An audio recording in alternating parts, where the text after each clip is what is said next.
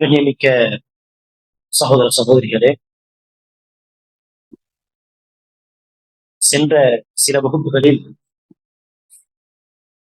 தலாக் மற்றும் துலாவை விவாகரத்தை எப்படி தவிர்த்துக் கொள்வது, அதற்கான வழிகள் என்ன என்பதாக நாம் பார்த்தோம். அதில் அடிப்படையாக எப்போதும் ஒவ்வொரு தம்பதியும் தன்னுடைய மனதில் ஆழமாக பதிவு செய்து கொள்ள வேண்டிய ஒரு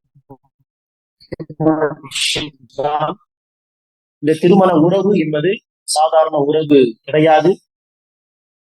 முதல் ஆணாகிய ஆதம் அலைஹிஸ்ஸலாமுக்கும் முதல் பெண்ணாகிய ஹவ்வா அலைஹிஸ்ஸலாமுக்கும் மத்தியிலே அல்லாஹ் ஏற்படுத்திய உறவுதான் இந்த திருமண உறவு. இந்த உறவுதான் மற்ற எல்லா உறவுகளுக்கு அஸ்திவாரமாக அமைந்தது. இந்த கணவன் மனைவியின் திருமண உறவுக்கு பிறகுதான் அல்லாஹ் மற்ற உறவுகளையே படைத்தான்.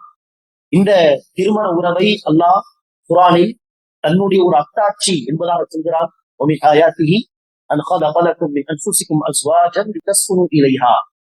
ஆண்களை பார்த்து அல்லாஹ் சொல்கிறான், உங்களுக்காக உங்களுடைய ஜோடிகளாகிய மனைவிமார்களை படைத்தது அல்லாஹ்வுடைய அத்தாட்சிகளில் ஒரு அத்தாட்சி. ஆகவே அல்லாஹ் இந்த உறவை அத்தாட்சி என்று சொல்கிறான். அப்படிப்பட்ட உறவு. அதே போல ஒப்பந்தத்தை அல்லாஹ் என்று அழைக்கிறான். அப்படிப்பட்ட ஒரு மகத்துவம் வாய்ந்த ஒரு உறவை, அத்தாட்சி என்று சொல்லப்பட்ட அந்த உறவை, மிக உறுதியான ஒப்பந்தம் என்று சொல்லப்பட்ட அந்த ஒப்பந்தத்தை சின்ன சின்ன காரணங்களுக்காக வேண்டி முறித்துக் கொள்வது ஒருபோதும் குர்ஆன் ஹதீஸை ஏற்று நடக்கக்கூடிய, அல்லாஹ்வுடைய கட்டளைகளை ஏற்று நடக்கக்கூடிய ஒரு முஸ்லிமுடைய செயலாக இருக்கவே இருக்காது. ஆகவே சின்ன சின்ன காரணங்களுக்காக வேண்டி இந்த சிந்தனைகள் வந்தால் இது மிக உறுதியான ஒப்பந்தம், இது அல்லாஹ்வுடைய ஒரு அத்தாட்சி என்று சொல்லப்பட்ட உறவு என்பதை நாம் கவனத்தில் கொண்டு அந்த சின்ன சின்ன காரணங்களை பொருட்படுத்தாமல் அதை சரி செய்ய சீர்படுத்த முயற்சிக்க வேண்டும் ஒரு பக்கம். ஆனால் அதை காரணமாக வைத்து இந்த உறவை முறித்துக் கொள்ள வேண்டும் என்கிற முடிவுக்கு போகக்கூடாது என்பதை ஒவ்வொரு தம்பதியும் புரிந்து கொள்ள வேண்டும். பொதுவாகவே உறவுகளை பேணி வாழ வேண்டும் என்கிற ஒரு கட்டளை இஸ்லாத்தில். உறவுகளை முறித்து வாழ்வது பெரும் பாவமாக சொல்லப்பட்டிருக்கிறது. நபிகள் நாயகம் ஸல்லல்லாஹு அலைஹி வஸல்லம் அவர்கள் சொன்னார்கள், மன் அஹப்ப அன் யுபஸத லஹு ஃபீ ரிஸ்கிஹி வ யுன்ஸஅ லஹு ஃபீ அஸரி ஃபல்யஸில் ரஹிமஹு. எவர் ஒருவர் அவருடைய ஆயுள் காலத்தில் அல்லாஹ் சுப்ஹானஹு வ தஆலா பரக்கத்து செய்ய வேண்டும், மேலும் அவருடைய ரிஸ்கில் அல்லாஹ் சுப்ஹானஹு வ தஆலா விசாலத்தை ஏற்படுத்த வேண்டும், பரக்கத் செய்ய வேண்டும் என்று விரும்புகிறாரோ அவர் உறவுகளை பேணி வாழட்டும் என்று நபிகள் நாயகம் ஸல்லல்லாஹு அலைஹி வஸல்லம் கூறினார். அந்த உறவுகளில் இந்த திருமண உறவும் முதன்மையாக வந்துவிடும். அதே நேரத்தில் திருமண உறவை முறித்துக் கொண்டால், காரணமே இல்லாமல் முறித்துக் கொண்டால் அது பெரும் பாவம் என்று ஏற்கனவே நாம் சொல்லியிருக்கிறோம் வகுப்பிலே. பொதுவாகவும் ரசூல் அவர்கள் சொல்லியிருக்கிறார்கள், உறவுகளை முறித்து வாழ்பவன் சொர்க்கத்தில் நுழைய மாட்டான்.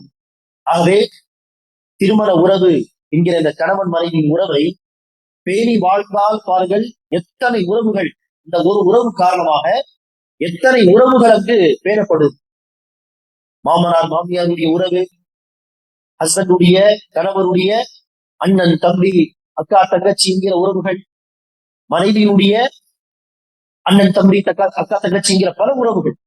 இது வெறுமனே கணவன் மனைவி உறவு மாத்திரம் கிடையாது. அந்த இருவருடைய அந்த திருமண உறவால் ஏகப்பட்ட உறவுகள் பேணப்படுகிறது.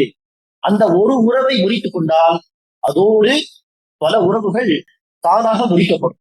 ஆகவேதான் இந்த உறவை முறித்துக் கொள்வதற்கு தக்க காரணம் தேவை. மார்க்கம் அனுமதித்த காரணம் அங்கு இருப்பது மிக மிக அவசியம். அது இல்லாமல் சின்ன சின்ன காரணங்களுக்கெல்லாம் ஷைத்தான் என்ன செய்வான், இந்த உறவை முறித்துக் கொள்வதின் பக்கம் வழி நடத்துவான்.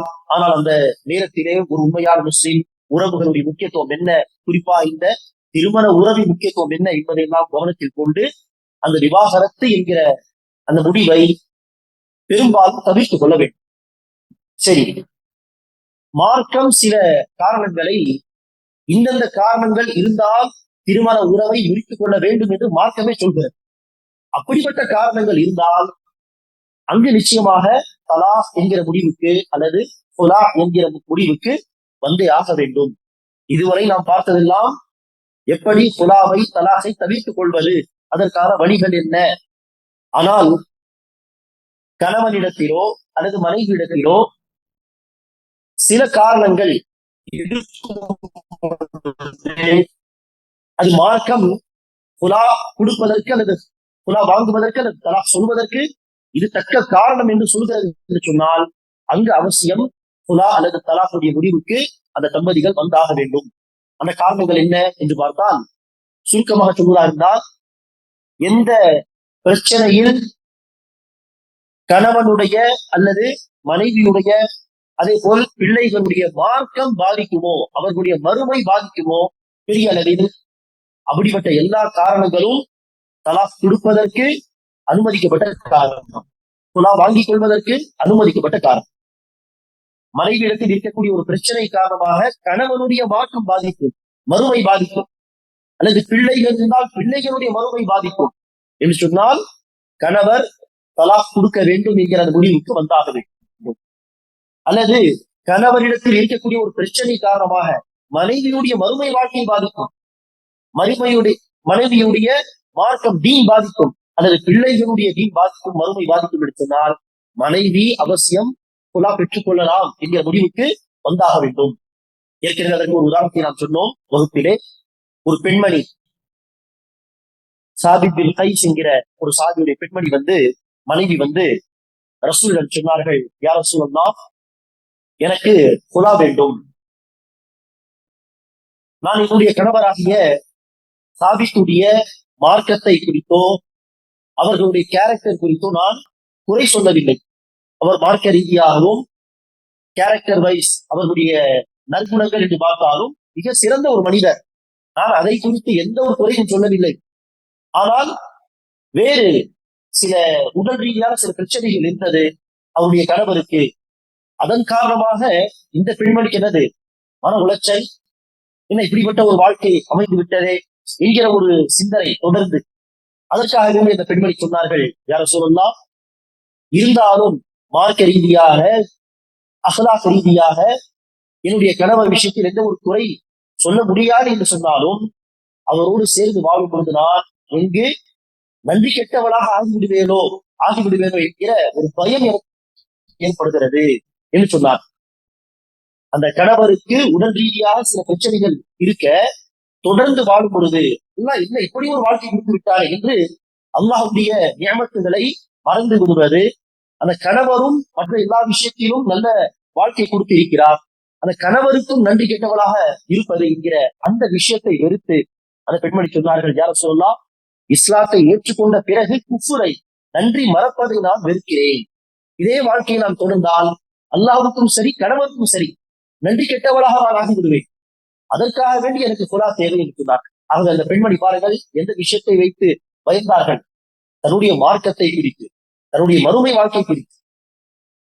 அல்லாஹ்வுக்கு நன்றி செலுத்தக்கூடியவளாக கணவருக்கும் நன்றி செலுத்தக்கூடியவளாக வாழ்ந்தால் இதுவும் நல்ல வாழ்க்கை, இம்மையிலும் சரி மறுமையிலும் சரி.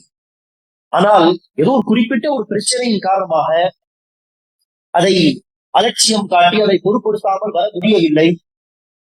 அல்லாஹ்வுடைய நியமத்துகளையும் மறந்து, அல்லாஹ்வுடைய அருட்கொடைகளை மறந்து, திருமண வாழ்க்கையிலும் பல கோணங்களில் அது ஒரு நல்ல வாழ்க்கையாக இருக்கலாம். ஆனால் இருந்தாலும் சில குறிப்பிட்ட பிரச்சனைகள் காரணமாக கணவருடைய உபகாரங்கள், கணவர் செய்யக்கூடிய பல நல்ல விஷயங்கள் அதையும் மறந்து ஒரு நன்றி மறந்த வாழ்க்கையை ஒருவள் வாழ்கிறார் என்று சொன்னால் அப்படிப்பட்ட கட்டத்தில் நன்றி உள்ளவளாக வாழ்வதற்கு அடுத்த வாழ்க்கையை பார்க்கலாம் என்கிற முடிவுக்கு வந்தாக வேண்டும் என்கிற ஒரு தருணத்தில் அந்த சஹாபிய பெண்மணி இருந்தார்கள். ஆகவே ரசூலிடம் இந்த விஷயத்தை சொன்னதும் ரசூலுல்லாஹி அவர்கள் நினைச்சவில்லை, தடுக்கவில்லை. மார்க்க ரீதியாக அஹ்லாக் ரீதியாக எந்த ஒரு குறையும் சொல்ல முடியாது என்று நீங்களே சொல்கிறீர்களே, சேர்ந்து வாழுங்கள் என்றுதான் ரசூல் அவர்கள் சொல்லவில்லை. இது ஒரு வேலிட் ரீசன். அந்த பெண்மணி சொன்னது ஒரு தக்க காரணம். ஆகவே ரசூலுல்லாஹி அவர்கள் அந்த பெண்மணியை பார்த்து கேட்டார்கள், மகராக உங்களுக்கு கொடுத்த அந்த தோட்டத்தை நீங்கள் திருப்பி உங்களுடைய கணவர் கொடுத்து விடுவீர்களா? ஆம் யா ரசூலல்லாஹ், கொடுத்து விடுகிறேன் என்று சொல்ல அந்த கணவரை அழைத்து ரசூல் அவர்கள் சொன்னார்கள், மகராக கொடுத்த அந்த தோட்டத்தை வாபஸ் பெற்றுக் கொள்ளுங்கள், மேலும் தலாக் சொல்லிவிடுங்கள். குலா வாங்கினாலும் ஒரு முறை கணவர் என்ன செய்ய வேண்டும்? தலாக் என்றோ அல்லது விட்டு விடுகிறேன் என்றோ தன்னுடைய சம்மதத்தை தெரிவிக்க வேண்டும். வெறும் ஒரு வார்த்தை கொண்டு அவர்கள் சொன்னார்கள், தோட்டத்தை வாங்கி கொண்டு தலாக் சொல்லிவிடுங்கள். அது இப்படி அன்பானவர்களே, தக்க காரணம் இருந்து தலாக் அல்லது குலாய்க்கிற முடிவுக்கு வந்தால் அது பாவம் கிடையாது. சொல்ல போனால் சில சமயங்களில் தன்னுடைய தீனை, தன்னுடைய மறுமையை பாதுகாத்துக் கொள்வதற்காக அந்த முடிவு எடுத்தால் அல்லாஹ் நாடினால் நன்மை கூட தருவான். ஆக இந்த தருணத்தில் நாம் ஒரு விஷயத்தை புரிந்து கொள்ள வேண்டும். மார்க்கம் தலாக் குலா போன்ற விஷயங்களை காரணம் இல்லாமல் அணுகக்கூடாது என்று தடையும் செய்கிறது. அதே நேரத்தில் தக்க காரணம் இருந்தால் தலாக் கொடுக்க வேண்டும் அல்லது குலா பெற்றுக்கொள்ள வேண்டும் என்பதையும் சொல்கிறது. ஆனால் சமூகத்திலே இந்த விஷயத்திலே இரண்டு கோணங்களில், இரண்டு ஓரங்களில் மக்கள் இருக்கிறார். இரண்டு எக்ஸ்ட்ரீம். சில பேர் சொல்வார்கள்,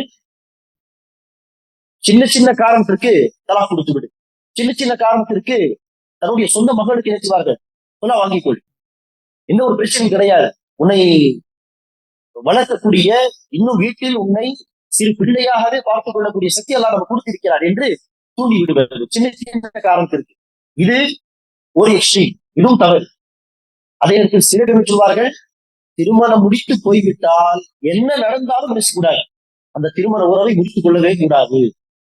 தலாக் குலா போன்ற ஒரு சட்டமே இஸ்லாத்தில் இல்லாதது போல் சில பேர் சொல்வார்கள், திருமணம் முடித்து வீட்டை விட்டு வெளியேற்றிவிட்டால் அடுத்து என்ன செய்யக்கூடாது, அந்த திருமண உறவை முடித்துக் கொள்ளவே கூடாது, ஏதோ அந்த ஹராம் என்கிற ஒரு தரத்தில் உள்ள ஒரு விஷயம் மாதிரி சில பேர் பேசுவார்கள். அதுவும் தவறு, சொல்ல போனால் பாவம் அப்படி பேசுவது. ஆகவே காரணம் இல்லாமல் குலா தலாக் என்று செல்வது ஹராம். அதே நேரத்தில் தக்க காரணம் இருந்தால் தலாக் குலா என்கிற ஒரு ஆப்ஷனை, ஒரு வாய்ப்பை இஸ்லாம் வைத்திருக்கிறது என்பதையும் கவனத்தில் கொள்ள வேண்டும்.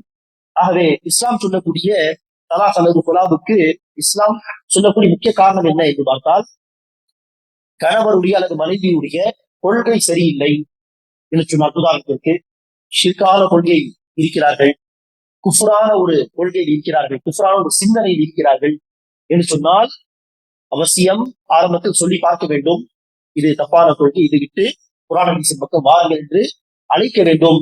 ஒன்றுக்கு பல முறை அழைத்த பிறகும் அந்த கொள்கை அவர்கள் கைவிடவில்லை என்று சொன்னால், ஒரு கட்டத்தில் தன்னுடைய ஈமான் அவரோடு சேர்த்து வாழும் பொழுது பாதிப்படைய கூடாது என்பதற்காகவும் சந்ததிகளுடைய ஈமானுக்காகவும் தலாக் அல்லது குலாவுடைய முடிவுக்கு வந்தாக வேண்டும்.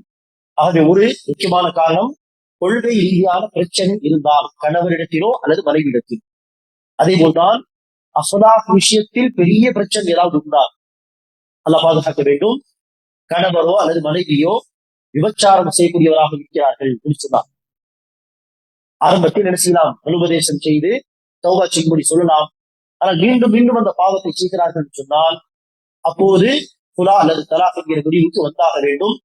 இந்த இரண்டு விஷயத்தையும் சேர்த்து அல்லாஹ் சுப்ஹானஹு வ தஆலா குர்ஆனில் ஒரு இடத்திலே சொல்கிறான், الزاني لا ينكح إلا زانية أو مشركة والزاني لا ينكحها إلا زان أو مشرك وحرم ذلك على المؤمنين. விபச்சாரம் செய்யக்கூடிய ஒரு ஆண் ஷிர்க் செய்யக்கூடிய ஒரு பெண்ணையோ அல்லது விபச்சாரம் செய்யக்கூடிய ஒரு பெண்ணையோ திருமணம் முடிப்பான். விபச்சாரம் செய்யக்கூடிய ஒரு பெண்ணை ஷிர்க் செய்யக்கூடிய ஒரு ஆண் அல்லது விபச்சாரம் செய்யக்கூடிய ஒரு ஆண் தான் திருமணம் முடிப்பான். இது இறை விசுவாசிகள் மீது ஹராமாக்கப்பட்டிருக்கிறது என்று அல்லாஹ் சுப்ஹானஹு வ தஆலா சொல்லும் பொழுது, ஷிர்க் செய்யக்கூடிய ஒரு ஆணோடு அல்லது ஷிர்க் செய்யக்கூடிய ஒரு பெண்ணோடு திருமணம் முடிப்பது ஹராம். தெரியாமல் செய்துவிட்டால் அடுத்து அந்த உறவை முறித்துக் கொள்வது வாஜிபு. அதே போல் ஷிர்க் செய்யக்கூடிய ஒரு பெண் அல்லது ஜினா செய்யக்கூடிய ஒரு பெண்ணோடு நிக்கா செய்வது ஹராம். சரி, நிக்கா செய்த பிறகுதான் ஷிர்கான கொள்கை, குஃப்ரான கொள்கை இருக்கிறது என்று தெரிய வருகிறது, அல்லது அஸ்லாஹின் இந்த மிகப்பெரிய ஒரு பிரச்சனை இருக்கிறது என்று தெரிய வருகிறது சொன்னால் அந்த உறவை முறித்துக் கொள்வது வாஜிபு என்பதை புரிந்து கொள்ள வேண்டும். காரணம், அல்லாஹ் இந்த இரண்டு பிரச்சனைகள், ஷிர்க் மற்றும் விபச்சாரம் என்கிற இந்த பிரச்சனையை சொல்லிவிட்டு இது இறை விசுவாசிகள் மீது ஹராமாக்கப்பட்டிருக்கிறது என்பதாக அல்லாஹ் சுப்ஹானஹு வ தஆலா சொல்கிறான். ஆகவே இது எனது திருமண உறவை முறித்துக் கொள்வதற்கான தக்க காரணம். ஆனால் பல இடங்களில் பார்க்கிறோம், ஷிர்கான கொள்கையில் உள்ள ஒரு கணவர் இருப்பார், ஆனால் அதையெல்லாம் அட்ஜஸ்ட் செய்து கொண்டு ஒரு பெண்கள் என்ன செய்வாள், வாழ்வாள். ஆனால் மிக சின்ன சின்ன காரணங்கள் ஏதாவது இருக்கும், அங்கு நான் இவரோடு சேர்த்து வாழ மாட்டேன் என்கிற முடிவுக்கு வருவாள். இது என்னது? முஸ்லிம் சமூகத்தில் அறியாமையை சுட்டி காட்டுகிறது. ஷிர்கான கொள்கை இருந்தாலும் அட்ஜஸ்ட்மெண்ட் செய்வதற்கு தயார். ஆனால் உலகம் சார்ந்த ஒரு விஷயத்தில் சின்ன சின்ன பிரச்சனை இருந்தால் அதை அட்ஜஸ்ட் செய்வதற்கு தயார் இல்லை என்று சொன்னால் இது மிகப்பெரிய ஒரு அறியாமை. ஆக ஷிர்க் செய்யக்கூடிய ஒரு ஆணோடு வாழ்நாள் முழுவதும் வாழ்வது இப்படி பல வீடுகளில் நடக்கிறது. அல்லது ஷிர்க் செய்யக்கூடிய ஒரு பெண்ணோடு தொடர்ந்து வாழ்வது, தலாக் கொடுக்காமல், இப்படி பல வீடுகளில்.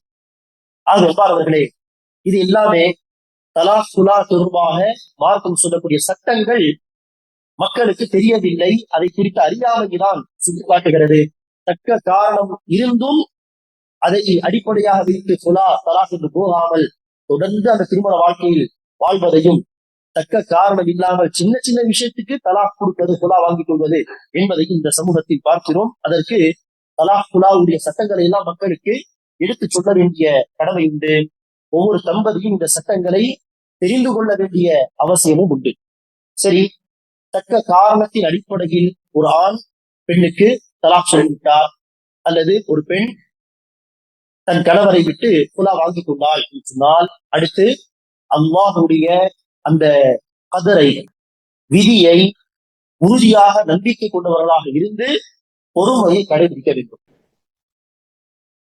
திருமண உறவு முடிந்துவிட்டது, திருமண வாழ்க்கை முடிந்துவிட்டது, தலாக் அல்லது குலாவுக்கு பிறகு என்று சொன்னால் மன உளைச்சலுக்கு அவர்கள் ஆளாக கூடாது. மாறாக இதுதான் அல்லாஹ் எனக்கு எழுதிய விதி,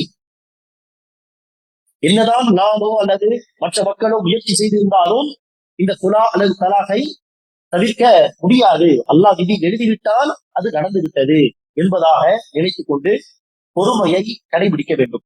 சில பேர் நினைச்சுவார்கள், சில பெண்கள் உதாரணத்திற்கு குலா வாங்கி கொண்டு ஏதோ திருமண வாழ்க்கை செட் ஆகவில்லை, ஒரு கட்டத்தில் குலா வாங்கி கொண்டார் என்று சொன்னால், குலாவுக்கு பிறகு அல்லாஹ் என்ன இப்படிப்பட்ட ஒரு வாழ்க்கையை எனக்கு கொடுத்து விட்டானே, சந்தோஷமான ஒரு வாழ்க்கை எனக்கு அமையவில்லையே, இன்னார் பாருங்கள் சந்தோஷமாக வாழ்கிறார்கள் என்று பிறரை பார்த்து பார்த்து இன்னும் அந்த மன உளைச்சலுக்கு ஆளாவா. அப்படி செய்யக்கூடாது. மாறாக இது அல்லாஹ்வுடைய விதி. என்னதான் முயற்சிகள், 1000 முயற்சிகள் எடுத்திருந்தாலும் இதை தவிர்க்க முடியாது. அல்லாஹ் எழுதியதுதான், அல்லாஹ் நாடியதுதான் நடக்கும். அல்லாஹ் என்னை இந்த ஒரு துன்பத்தை கொண்டு, இந்த ஒரு பிரச்சனையை கொண்டு சோதிக்கிறான். அல்லாஹ்வுடைய சோதனையின் பொழுது பொறுமையை கடைபிடிப்பது ஒவ்வொரு முஸ்லிமுடைய கடமை என்று பொறுமையை கடைபிடிக்க வேண்டும். அல்லாஹ்வுடைய விதியை உறுதியாக நம்பிக்கை கொள்ள வேண்டும்.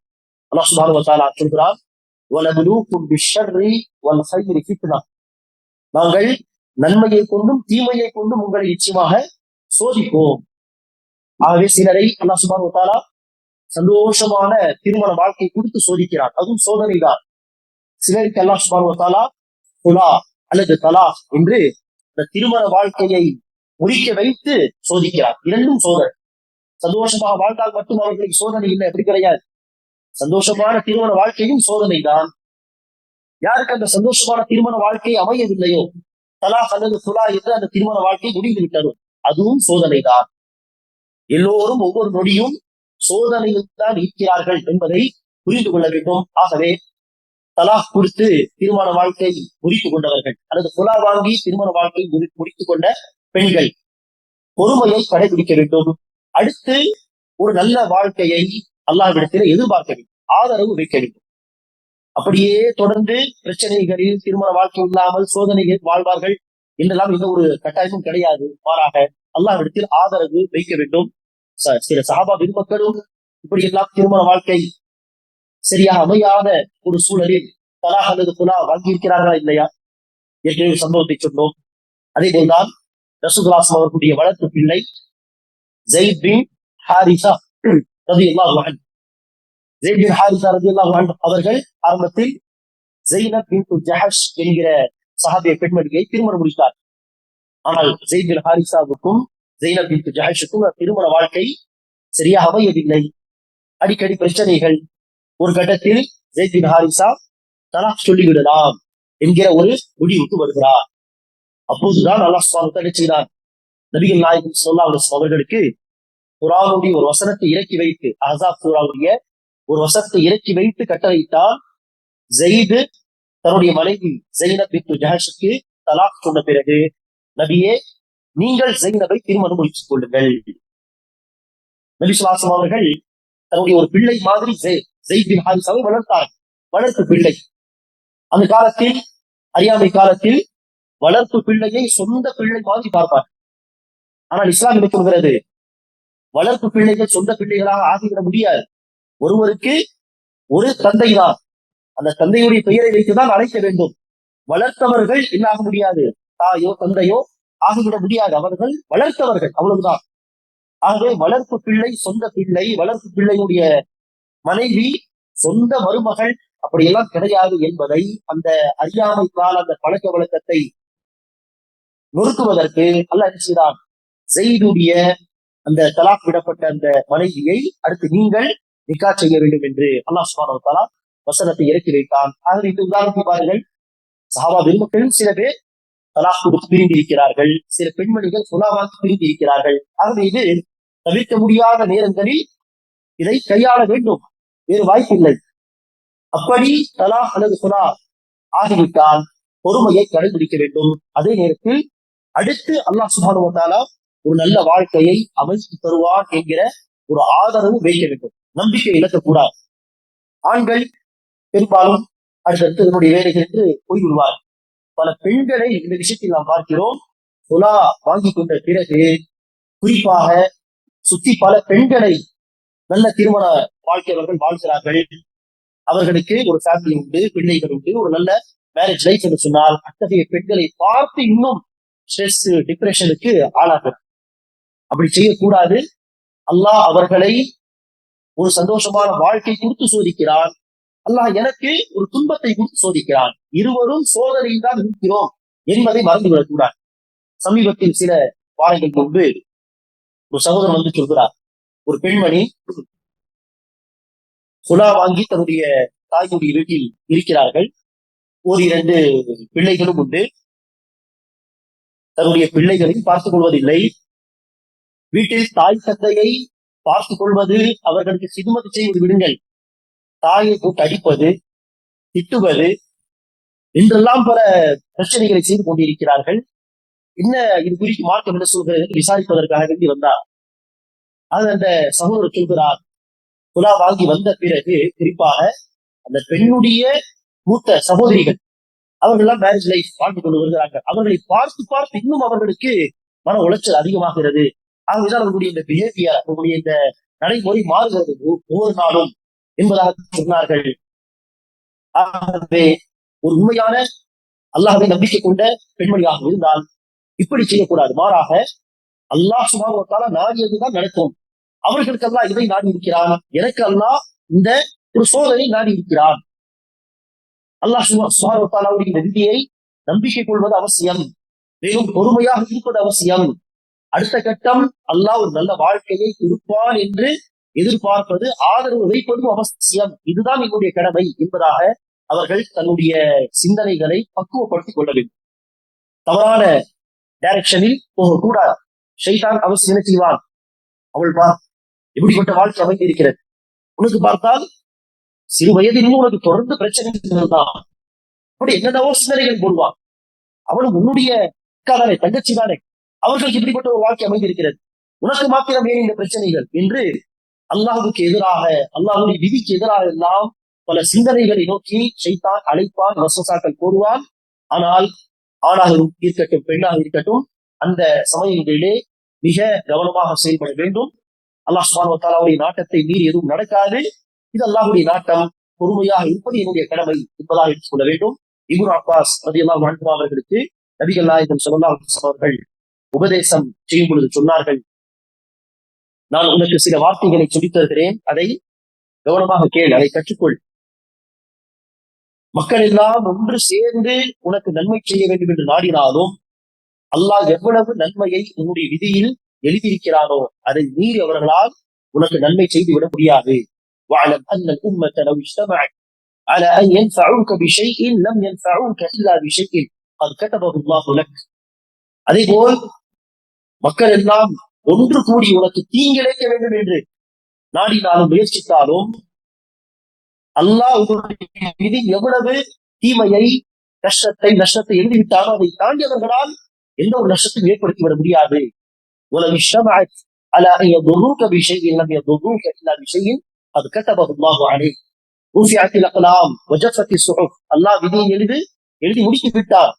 விதி எழுதிய பேனாக்கள் உயர்த்தப்பட்டு விட்டன, விதி எழுதப்பட்ட அந்த ஏடுகள் காய்ந்து விட்டன. ஆகவே விதிபடிதான் எல்லாமே நடக்கும், அல்லாஹ்வுடைய நாட்டப்படிதான் எல்லாமே நடக்கும். இதே ஹதீஸ் வேறு அறிவிப்பில் எப்படி வருகிறது என்று சொன்னால், நபி ஸல்லல்லாஹு அலைஹி வஸல்லம் அவர்கள் இப்னு அப்பாஸை பார்த்து சொன்னார்கள், வஅலம் அன்னமா அஸாபக லம் யகுன் லியுஃப்திஅ. உனக்கு எது கிடைக்கும் என்று அல்லாஹ் எழுதிவிட்டானோ அது உன்னை விட்டு ஒருபோதும் போகாது, கிடைத்தே தீரும். வஅலம் அன்னமா அக்தஅக லம் யகுன் லியுஸீபக. எது உனக்கு கிடைக்காது என்று அல்லாஹ் எழுதிவிட்டானோ, என்னதான் யார்தான் முயற்சி செய்தாலும் அது உனக்கு கிடைக்கப் போவதில்லை. ஆக அல்லாஹ் சுப்ஹானஹு வ தஆலா திருமண வாழ்க்கை, இந்த திருமண வாழ்க்கையை எனக்காக நாடவில்லை என்று சொன்னால், யார் என்ன முயற்சி செய்தாலும், என்னதான் பொறுமையை கடைபிடித்தாலும், 1000 உபதேசங்கள் சமாதானம் ஏற்படுத்தக்கூடிய முயற்சிகள் என்று எடுத்தாலும் சரி வாழ இயலாது. அல்லாஹ் அந்த நபரோடு திருமண வாழ்க்கை எழுதவில்லை என்று சொன்னால் அது ஒருபோதும் அமையாது. ஆகவே அடுத்த கட்டம் அல்லாஹ் சுப்ஹானஹு வ தஆலா ஒரு நல்ல வாழ்க்கையை கொடுப்பான் என்கிற அந்த ஆதரவோடு இறை விசுவாசிகள் என்ன செய்ய மாட்டார்கள், நிராசை அடைய மாட்டார்கள். அல்லாஹ்வுடைய அருளை குறித்து நிராசை அடைவது, நம்பிக்கை இழப்பது காஃபிர்களுடைய செயல். ஆகவே அடுத்து இன்ஷா அல்லாஹ் ஒரு நல்ல வாழ்க்கை அமையும் என்கிற அந்த ஆதரவோடு அல்லாஹ்விடத்தில் துஆ செய்வது, அடுத்த நல்ல வரனை தேடுவது என்கிற அந்த முயற்சிகளில் ஈடுபட வேண்டும். நடந்த விஷயத்தை குறித்து அல்லாஹ்வுடைய விதியை பொறுத்து கொள்ள வேண்டும். இது தலாக் அல்லது குலாவுக்கு பிறகு செய்ய வேண்டிய மிக முக்கியமான ஒரு விஷயம். அல்லாஹ் சுப்ஹானஹு வ தஆலா ஒவ்வொரு தம்பதிகளுக்கும் அல்லாஹ் சுப்ஹானஹு வ தஆலாவுடைய மார்க்கத்தில் சொல்லப்பட்ட அந்த சட்ட திட்டங்களுக்கு ஏற்ப தன்னுடைய திருமண வாழ்க்கை அமைத்துக் கொள்ளக்கூடிய வாக்கியத்தை தருவானாக. சின்ன சின்ன பிரச்சனைகளை அடிப்படையாக கொண்டு தலாக் கொடுப்பதோ குலா வாங்கிக் கொள்வதோ என்கிற அந்த தவறான முடிவை விட்டு பாதுகாப்பானாக. அதை தக்க காரணங்கள் இருந்தால், நம்முடைய மார்க்கத்தை பாதிக்கக்கூடிய, மறுமையை பாதிக்கக்கூடிய அப்படிப்பட்ட காரணங்கள் இருக்க தலாக் அல்லது குலா வாங்கிக் கொள்வது, தலாக் அல்லது குலா பெற்றுக் கொள்வது சரியான முடிவாக இருந்தால், அத்தகைய முடிவை நோக்கி போகும் பொழுது பொறுமையை கடைபிடிக்கக்கூடிய, அடுத்த கட்டத்தில் நல்ல வாழ்க்கை அல்லாஹ்விடத்தில் எதிர்பார்க்கக்கூடிய தௌஃபீகை நமக்கு அல்லாஹ் சுப்ஹானஹு வ தஆலா தருவானாக. ஆமீன். வ ஆகிரு தஅவானா அல்ஹம்துலில்லாஹி ரப்பில் ஆலமீன். அஸ்ஸலாமு அலைக்கும் வரஹ்மத்துல்லாஹி வபரகாத்துஹு.